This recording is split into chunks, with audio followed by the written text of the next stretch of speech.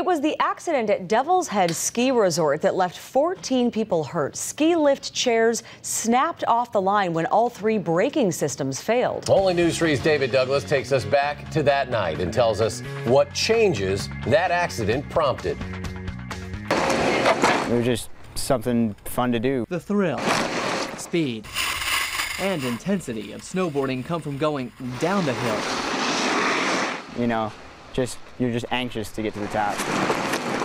In theory, that's where the danger is too. So you can actually do the fun part and go down. Aaron Madison had always managed to avoid an accident until 2 years ago when he tried to go up the hill. It's one of those things that you just don't ever think about anything happening. Then this happened. Jump off! What you can barely make out in this grainy cell phone video is Chairlift 3 at Devil's Head Ski Resort rolling backwards. We looked over our shoulders and we saw that they were, pulling the brakes, so we, just automatically figured, well, we're going to stop. But the lift kept rolling back through the lift house seen in these photos, and that's where the scare turned serious. Something inside there caught the nose of my board since one foot was strapped in, and I was sitting on the chair.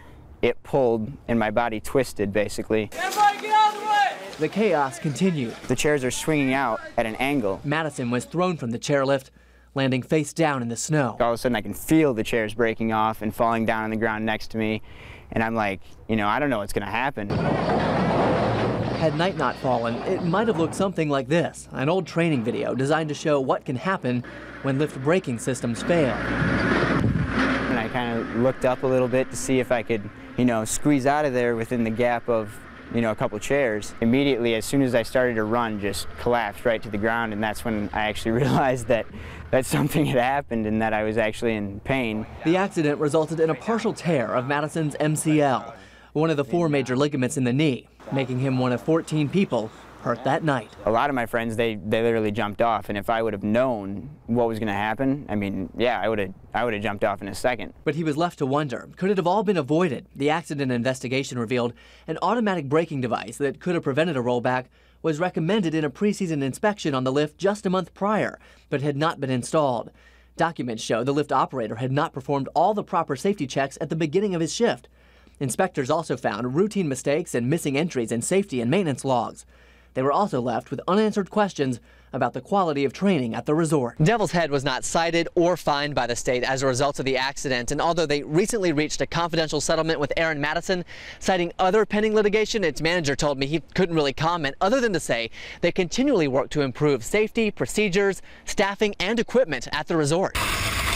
No surgery, just a lot of rehab, lots and lots of rehab. The 19-year-old still has occasional pain in his knee, but that won't stop him from getting back on the board. He recently hit the slopes at Tyrrell Basin. I wanted to do it, since the day after it happened. I was like, God, I just want to go snowboarding. Madison says he isn't angry at Devil's Head. He just can't bring himself to go back there. Everywhere that heard that story probably stepped it up. In telling his story now, his hope is that ski resorts across the country will pay closer attention to safety, wanting other skiers and snowboarders to only go downhill the way you're supposed to. Definitely is a little bit of a thrill to it, see how big of a hill you can go down.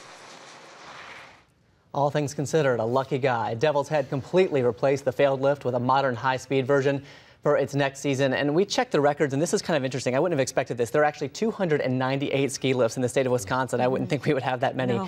8 of them, it turns out, are the same type that failed at Devil's Head, and the Department of Commerce, which was in charge of this back at the time, went back and said, okay, you have to have these automatic anti-rollback devices installed. Most of those lifts, those 8, did already have them, but a couple needed to add them. That's good to know, and glad to see him back on the hill, too. Absolutely. All right, thanks, David. Thanks, David.